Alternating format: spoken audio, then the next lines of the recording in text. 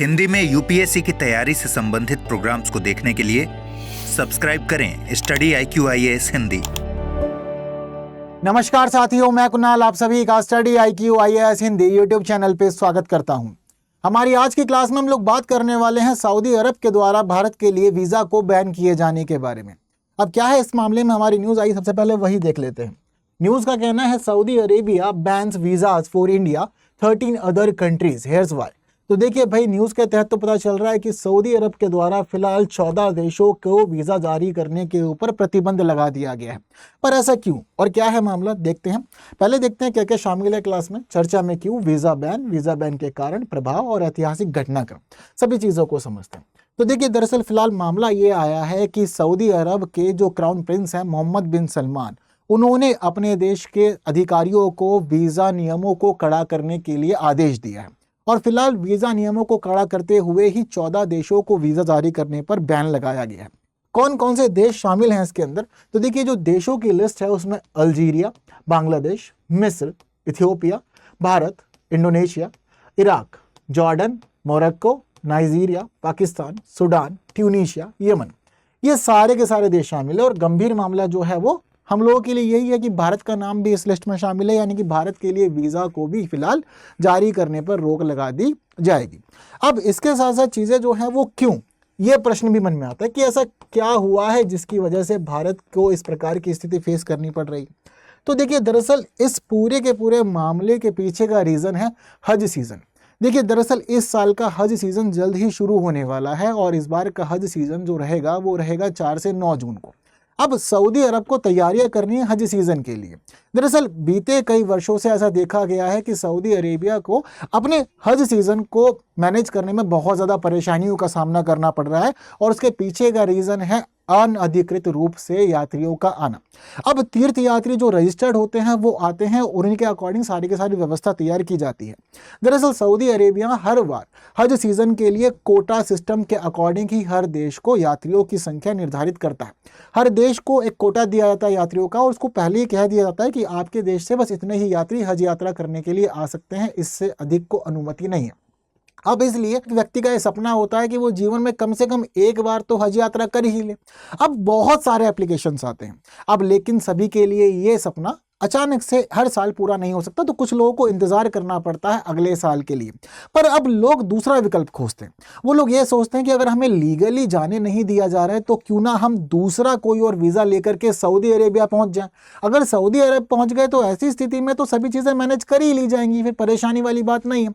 तो लोग क्या करते हैं, लोग उम्रा वीज़ा लेकर के आ जाते हैं, व्यापार वीज़ा लेकर के आ जाते हैं या पारिवारिक यात्रा वीज़ा लेके आते हैं। तो अब फिलहाल जो सारा का सारा मामला है वो इन 3 प्रकार के वीज़ा के ऊपर ही है। सऊदी अरब का ये कहना है कि देखिए, अब 13 अप्रैल के बाद हम लोग उम्रा वीज़ा जारी करने पर पूरी तरह से रोक लगा देंगे।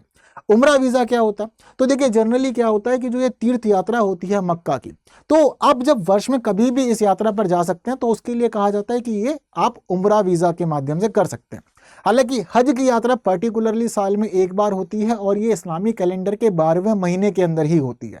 तो इसके तहत दुनिया भर से बहुत सारे श्रद्धालु आते हैं यात्रा करने के लिए, अपनी धार्मिक मान्यताओं को पूरा करने के लिए, और संख्या इसकी बहुत ज़्यादा बड़ी होती है।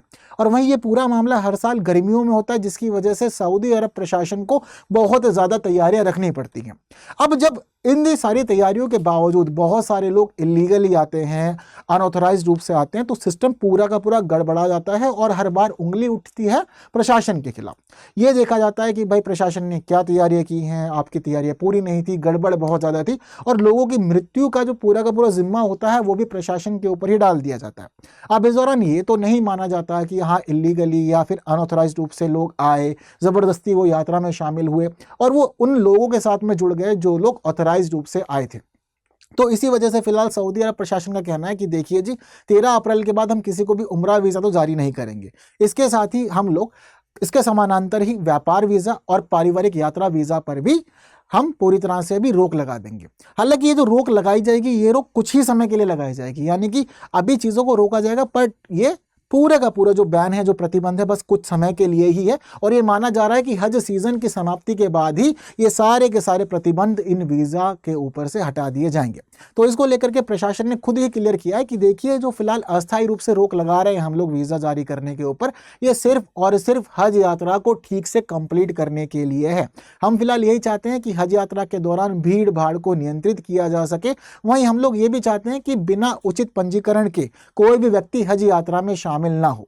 तो इन सभी मामलों के लिए ही हम लोग इस प्रकार की रोक टोक लगा रहे हैं, लेकिन इसके पीछे कोई भी रीजन राजनयिक नहीं है और संबंधों को लेकर के कोई भी ये कड़ा निर्णय नहीं लिया गया। बस मुख्य कारण हज यात्रा का ही है। तो यह भी फिलहाल प्रशासन के द्वारा क्लियर कर दिया गया।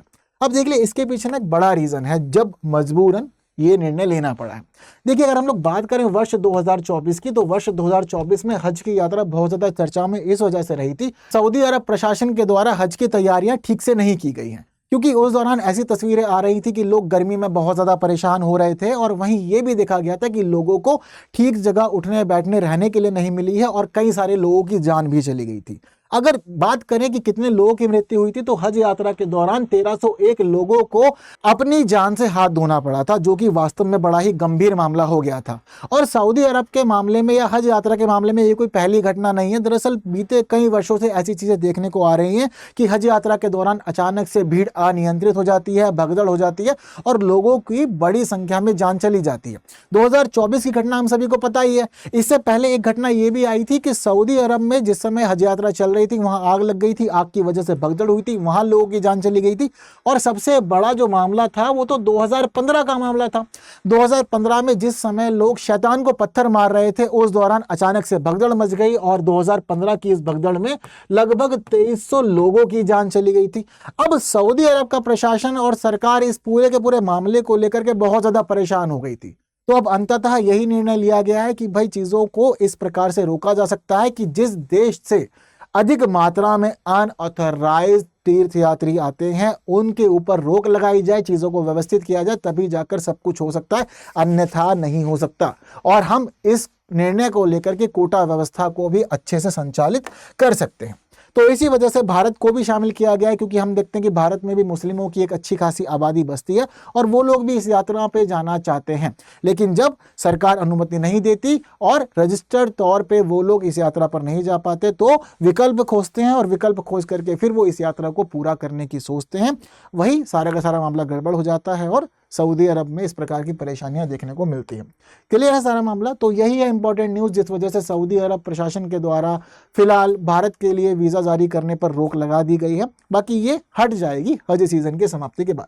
इसके साथ ही स्टडी IQ IAS हिंदी हमारा मेन प्लेटफॉर्म है जहां हम लोग मिलते हैं। बाकी हम लोग मिल सकते हैं टेलीग्राम, इंस्टा, फेसबुक और एक्स पे, और आप इस QR को स्कैन करके सीधा पहुंच सकते हैं मेरे टेलीग्राम चैनल पे, जहां हम लोग फाइल्स वगैरह को शेयर करते रहते हैं और आप लोग के लिए इन्फॉर्मेशन भी वहीं जारी की जाएगी। तो बस आज की क्लास में इतना ही। जितनी महत्वपूर्ण बातें की गई हैं, उम्मीद करता हूँ सेशन इन्फॉर्मेटिव रहा होगा, इसलिए बाकी साथियों तक शेयर जरूर कीजिए। जिन्होंने लाइक नहीं किया, लाइक भी कर दीजिएगा। और साथ साथ एक बात और ये भी है कि फिलहाल अगर कोई व्यक्ति इन नियमों का उल्लंघन करता है तो देखिए, अनऑथराइज्ड रूप से पकड़े जाने पर सऊदी अरब में प्रवेश के लिए 5 सालों के बैन लगाया जा सकता है। तो इसके लिए भी आप लोग तैयार रहिएगा। तो बस आज इतना ही। बाकी की बातें होंगी आने वाली और क्लासेस में कुछ नए विषयों के साथ। तब तक के लिए दीजिए मुझे विदा। Thank you so much. जय हिंद। हिंदी में UPSC की तैयारी से संबंधित प्रोग्राम्स को देखने के लिए सब्सक्राइब करें स्टडी IQ IAS हिंदी।